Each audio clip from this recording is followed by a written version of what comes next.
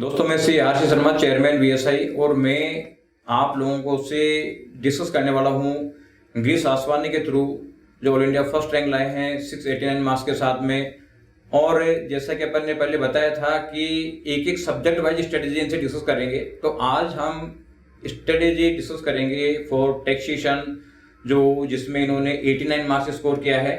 और अब हम डिस्कस कर रहे हैं कि किस तरीके से इन्होंने प्रोसीड किया, क्या सब्जेक्ट क्या मटेरियल इन्होंने पढ़ा और किस तरीके से टैक्सेशन की वर्किंग करी। तो गिरीश थोड़ा बताएं टैक्सेशन के बारे में। ये टैक्सेशन एक ऐसा सब्जेक्ट है जहाँ पे आपको कभी कॉन्फिडेंस नहीं आ पाएगा। आई से कभी भी स्टडी मटेरियल में से रिपीटेड क्वेश्चन नहीं आते, उसमें हमेशा नए क्वेश्चन आते हैं। तो टैक्सेशन ऐसा सब्जेक्ट है जहाँ पे आपको कभी भी कॉन्फिडेंस नहीं आने वाला। लाइक मैं पेपर दे के आया, मैं तो आके पास फर्स्ट ऑफ ऑल ये देख रहा था कि पास तो हो जाऊंगा ना, अच्छा खासा करके आया, बस मुझे कॉन्फिडेंस नहीं आता और टैक्स में आना भी नहीं चाहिए कॉन्फिडेंस। आप श्योर नहीं हो सकते कि आपने प्रोविजन सही अप्लाई करा है या नहीं करा, कभी भी श्योर नहीं होना चाहिए उस चीज़ के लिए।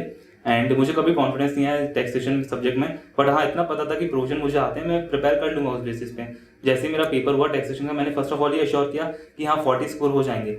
एंड 89 मैंने एक्सपेक्ट नहीं करे थे, मेरा कॉन्फिडेंस काफ़ी डाउन था टैक्सेशन पेपर के बाद। बट बाद में पता लगा कि हाँ सारी चीज़ें सब अकॉर्डिंगली हुई है, सब सही हुआ है एंड उस बेसिस पे 89 नंबर आए।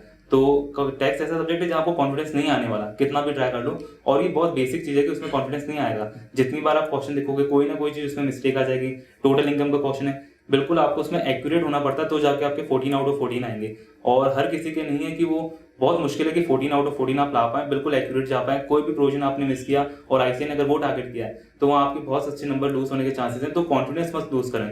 एमसीक्यू भी आते हैं जितने डीटी में, बहुत ज़्यादा हार्ड आते हैं आज आईसीए के केस स्टडी पे जो बहुत ज़्यादा प्रोविजनल बेस आते हैं और अच्छे खासे लेवल के आते हैं आईसीए के टीटी के एमसीक्यू। तो उसमें भी बिल्कुल आपको कॉन्फिडेंस लूज नहीं करना है और बहुत ही अच्छे से पढ़नी है। एक एक माइन्यूट चीज़ों में आईसीए बहुत टारगेट करता है। स्टडी मटेरियल इनफ होता है, बट ये है कि स्टडी मटेरियल बहुत काफ़ी बड़ा है टैक्सेशन का। एक एक चीज़ अपन नहीं पढ़ पाते। तो मेरा ये था, मैंने पीजीबीपी जो profit and gain from business and profession है, वो मैंने इतना अच्छा स्टडी मटेरियल से टारगेट नहीं करा। बाकी जितने भी चैप्टर्स थे, क्लबिंग हो गया, फर्स्ट बुक हो गई, second book except PGBP and third book, मैंने हर एक चीज़ एसएम से एक चीज़ पढ़ी, एक लाइन पढ़ी है। भले वो सैलरी हो या कोई सा भी चैप्टर हो, एक लाइन मैंने स्टडी मटेरियल की 3-4 बार पढ़ी हुई है।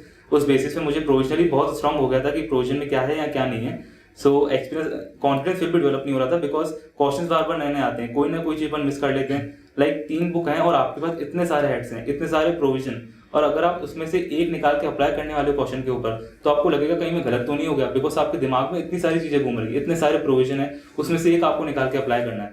तो वहाँ पे कॉन्फिडेंस टूटना बहुत बहुत बहुत सिंपल चीज़ है, कोई बड़ी बात नहीं है। तो कॉन्फिडेंस मत लेना टैक्सेशन जैसे सब्जेक्ट में, बस हाँ अपने आप को प्रोविजनली स्ट्रॉन्ग कर देना। क्वेश्चन हमेशा नहीं आएंगे, तो क्वेश्चन की जितनी ज़्यादा क्वेश्चन की प्रैक्टिस करोगे वो ज़्यादा इंपॉर्टेंट है।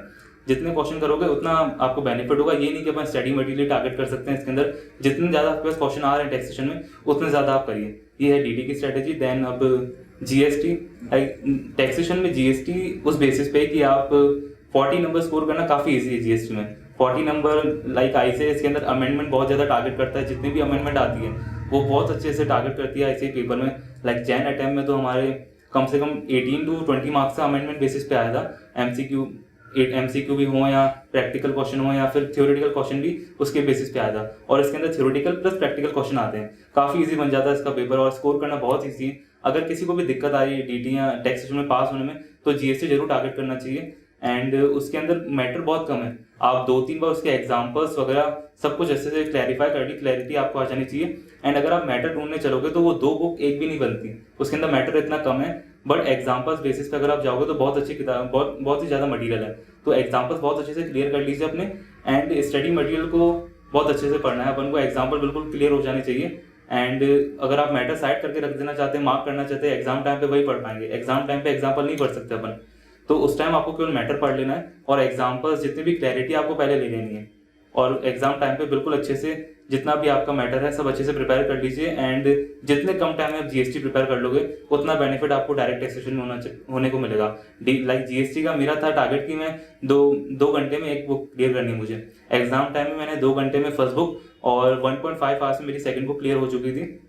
छोटे छोटे चैप्टर्स हैं और बहुत इजीली टारगेट कर सकते हैं अपन 40 मार्क्स। उसके अंदर 40 नहीं तो अपन 30 या 35 तो इजीली स्कोर कर ही सकते हैं जीएसटी के अंदर। और जितना अपन को इसमें अपन बहुत फास्ट काम करेंगे जीएसटी के अंदर, डीटी के लिए उतना ही टाइम बचेगा और उतना ही अपन प्रोविजनली उसको पढ़ पाएंगे अच्छे से।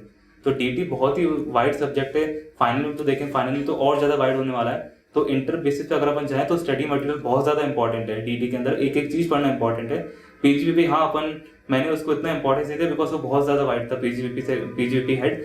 सो हाँ, उस बेसिस मेरा लक भी था कि उस पर इतना कुछ नहीं आ पाया, बट हर बार लक काम नहीं करता, मेरा लक काम करा इसके अंदर। एंड लक तो इंपॉर्टेंट है ही, उसके बिना हार्ड वर्क प्लस लक दोनों इंपॉर्टेंट है। 95% हार्ड वर्क है, 5% लक है। सो वो लक भी मेरा चला, हार्ड वर्क 95% था तो ही मेरा 5% लक चल पाया। एंड डीटी आपको बहुत मेहनत मांगती है। डीटी प्रैक्टिस, मेहनत बहुत ज़्यादा चाहिए आपको डीटी के अंदर। अच्छा, एग्जाम में आप क्योंकि प्रोविजंस को अप्लाई करना होता था तो कॉन्फिडेंस नहीं आया होगा कि क्या मतलब मैं सही अप्लाई कर रहा हूँ नहीं कर रहा हूँ, तो स्टूडेंट से भी आप ये कहना चाहोगे कि भाई अगर आप तो प्रोविजन अप्लाई करो और ये मत सोचो कि यार मेरा गलत हुआ होगा, ये मान के चलो कि सही हुआ होगा, जिससे कम से कम आगे आने वाले पेपर्स पे इफेक्ट नहीं आए। हाँ बिल्कुल, आप एक बार टैक्सेशन दे दे तो आप उस टाइम ये सोच लो कि हाँ मेरा सही हुआ है पेपर। अगर फर्स्ट ग्रुप है तो आप केवल फर्स्ट ग्रुप दे रहे हो तो डेफिनेटली आपको चेक कर लेना चाहिए कि एश्योरिटी आ जानी चाहिए कि पास है या फेल है, चेक कर सकते हैं। बट अगर आप बोथ ग्रुप दे रहे हो तो टैक्सेशन का पेपर देते ही आपको साइड में फेंक देना है, उसको टच ही नहीं करना है। केवल बोथ ग्रुप होने के बाद ही आप टैक्सेशन का पेपर टच करें और देखें कि आपका कितना स्कोर जा सकता है, आपने कहाँ गलत किया कहाँ नहीं किया। उस वरना अगर आपने टैक्सेशन का पेपर उसी टाइम आपने जज कर लिया कि मेरा गलत हुआ सही हुआ, तो आगे के पेपर बिगड़ने के बहुत ज़्यादा चांसेस हैं।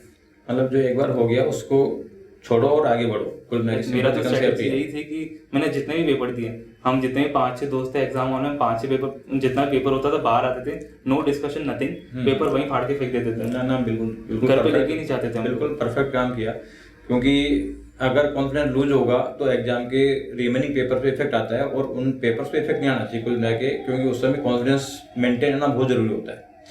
तो स्टूडेंट्स, गिरीश ने अपनी स्ट्रेटजी बताई है, आप उसमें थोड़ा बहुत एडजस्टमेंट करके और अपने साथ प्लानिंग कर सकते हैं। लेकिन ये बात कंफर्म है कि जो जिनके टैक्स में मार्क्स नहीं आ रहे हैं, अगर उन्होंने जीएसटी को ढंग से स्ट्रॉन्ग कर लिया, क्योंकि कम टाइम में ज़्यादा मार्क्स लाए जा सकते हैं जीएसटी पढ़ के, तो पहली प्रायोरिटी उसको लो, बाद में 1-2 हेड ओवर भी कर लोगे आप, तो भी आपका टैक्सेशन में जो है रहने की संभावना खत्म हो जाएगी। तो आप इस तरीके से वर्किंग करें। Thank you.